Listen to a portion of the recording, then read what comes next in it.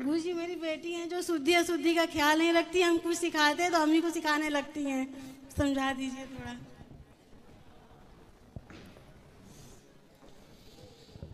राधे राधे गुरुजी।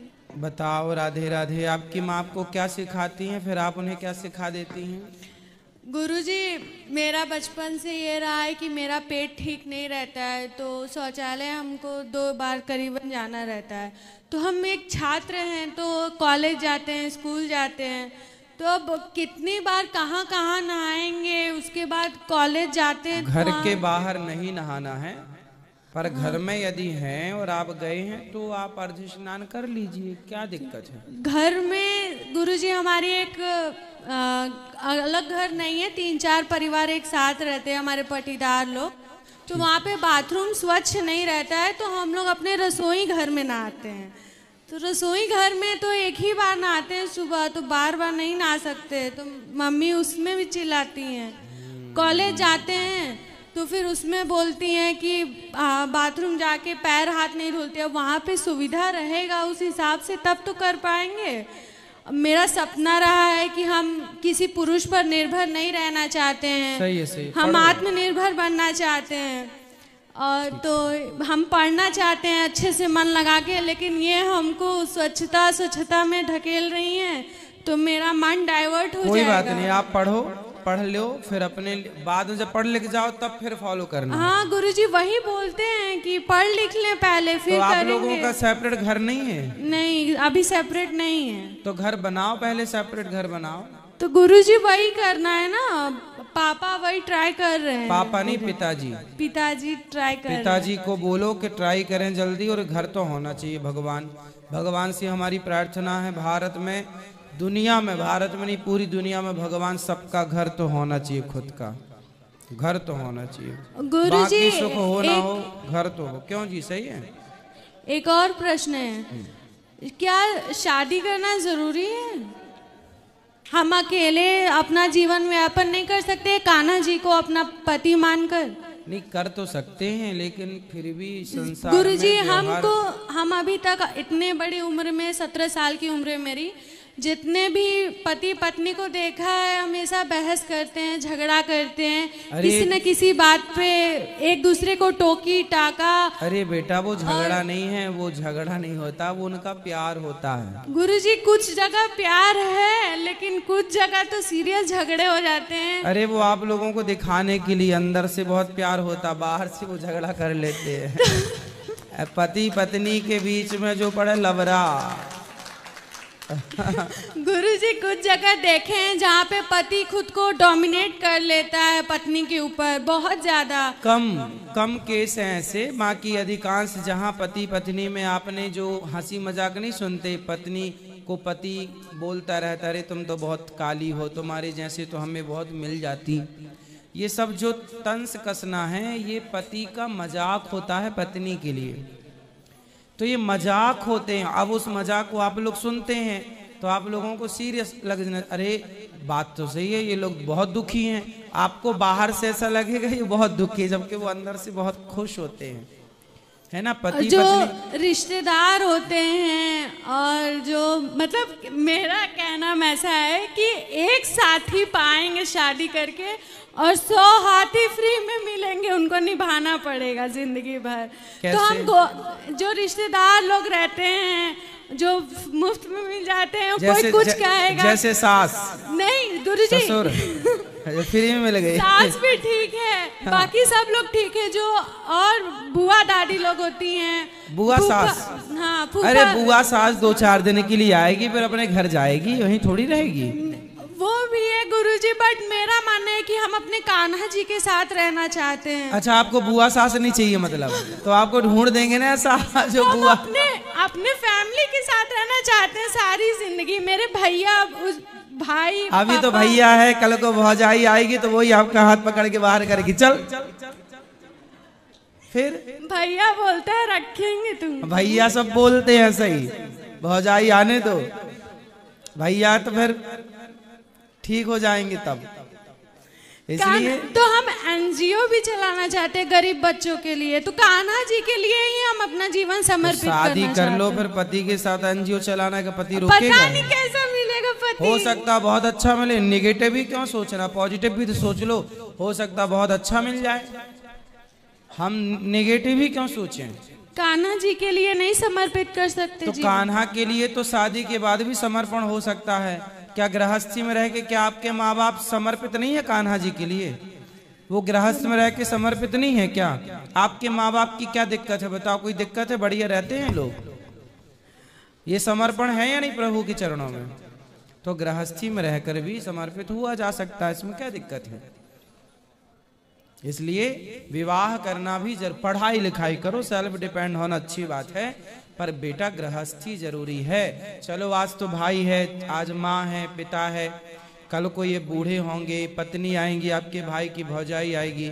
चलो भौजाई अच्छी आ गई तब तो अच्छा है, पर 99% भौजाई और ननंद की बनती नहीं है। सुनो, दूर रहने से सब प्रेम बनता है।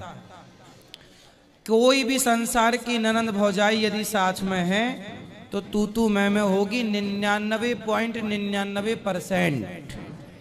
क्यों जी? बात सही है। आप कितना भी अच्छा तुम्हारा भाई हो, भाई की तरफ से गलती नहीं है, भाई भाई झगड़ा नहीं करते, देवरानी जेठानी झगड़ा करती है। फिर पुरुष वर्ग तो बदनाम यूं ही है, झगड़ा पुरुष करते ही नहीं कभी। क्यों जी? इसलिए आप तो बेटा अपनी जगह सही हो। इस उम्र में जो लड़कियां होती हैं ना, उनके मन में यही सब चल रहा होता जो आपके मन में चल रहा है, हम तो शादी नहीं करेंगे। सबको देखती है ना परेशान, अरे उसकी हमारी सहेली की शादी हुई, उसके साथ ऐसा हुआ। होता है कुछ लोगों के साथ, लेकिन अच्छा होता है।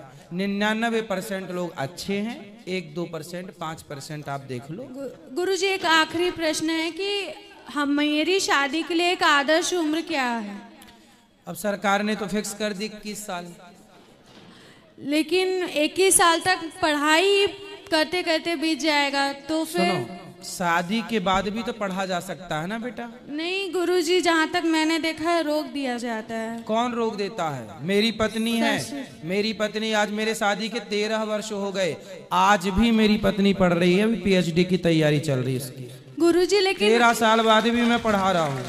अक्सर देखा गया है कि सब लोग रोक देखते हैं। सब लोग नहीं, सब नहीं, हम तो नहीं रोके। 13 हमारी पत्नी जब हमारा विवाह हुआ था तब हमारी धर्म पत्नी कॉलेज में प्रवेश की थी, फर्स्ट ईयर। अब उसका पूरा कॉलेज का पूरी पढ़ाई, उसके बाद और भी डिग्रियां, उसके बाद अब PhD फाइनल है। तो 13 वर्ष हो गए, रेगुलर पढ़ाई चल रही है, एक के बाद एक डिग्रियां होती ही होती हैं। तो मैंने कभी नहीं रोका कि तुम, छोटा सा बच्चा हुआ जब पहला, तो मैं भी जाता था, वो कॉलेज में अंदर जाके एग्जाम देती थी, मैं बच्ची को लिए बाहर बैठा रहता था, है ना। और वो दूध पर निर्भर था, माँ के पिला के जाती थी दूध, आके तुरंत दूध पिलाती थी। तो मैं उस स्ट्रगल से गुजर चुका हूँ और मैंने अपनी पत्नी को खूब पढ़ाया है और वो आज भी पढ़ती है, और अभी जो वो पढ़ना चाहती है मैं उसे और पढ़ाना चाहता हूँ। हमें पढ़ लिख करके कोई नौकरी जॉब तो करना नहीं है, फिर भी स्वांतः सुखाए, अपने आनंद के लिए पढ़ना चाहिए। यदि आप नौकरी चाकरी भी करना चाहें तो करिए, बिजनेस व्यापार करना चाहें तो करिए, पर एक अपना भी आनंद होता है, तो उसके लिए भी पढ़ना चाहिए। मैं भी पढ़ता हूँ जो मेरे से बनता है, मैं डिग्रियां तो नहीं पाता, लेकिन फिर भी हम लोगों को पढ़ना तो पड़ता ही है। पढ़ाई पूरी तो आप करने के बाद ये मत सोचो कि हो सकता है आपको ऐसा पति मिले जो आपको खूब पढ़ाए। पढ़ाई पूरी करने के बाद जॉब कर ले, फिर शादी करे तो कोई दिक्कत? देखो, आपकी बात से हम सहमत हैं, लेकिन बेटा देखो 25 साल के अंदर सरकार का 21 25 साल ही मेरा मानना है, 25 साल के तक हो अंदर, जाए। 25 के भीतर, 25 से 25.5 ना हो, 25 से 26 बिल्कुल ना हो, 25 साल के अंदर लड़की और लड़कियों का तो 23-24 के अंदर, लड़कों का 25 के अंदर विवाह कर देना सबसे उत्तम निर्णय है। यदि आप विवाह करने में लेट हो गए तो जो लेट होते हैं उनकी बेटियां, उनके बेटे ही भागम भाग वाली शादी कर लेते हैं। इसलिए बेटी हो या बेटा हो, जो तुम्हारे बाप दादों ने नियम।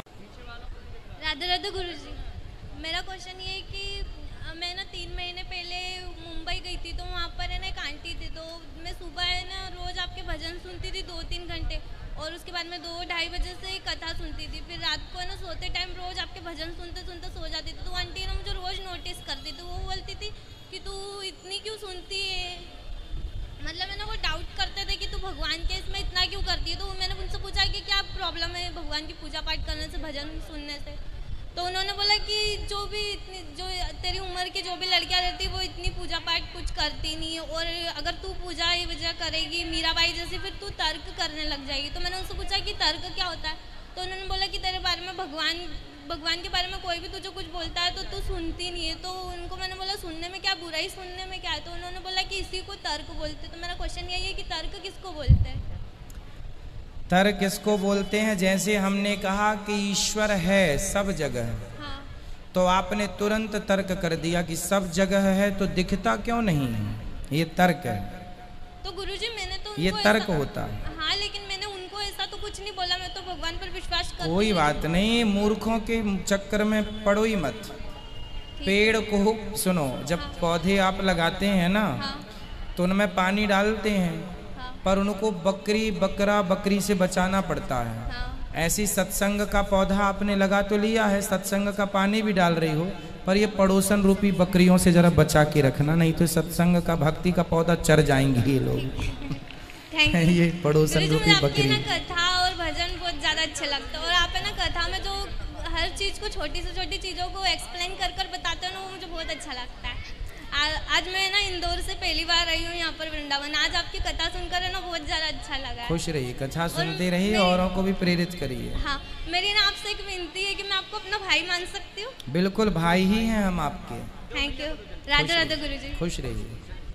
जय श्रीमन नारायण गुरुजी। जय श्रीमन नारायण। आपके चरणों में दंडवत प्रणाम। खुश रहिए। गुरुजी, मैं 4 तारीख को इधर आया था और कल हमारे घर में अचानक सूतक लग गया, तो मैं गुरु मंत्र ले सकता हूँ? सूतक लग गया, कोई बात नहीं, तो इसके बाद ले लेना आके फिर से। मतलब बाद में तुलसी माला भी नहीं पहन सकते?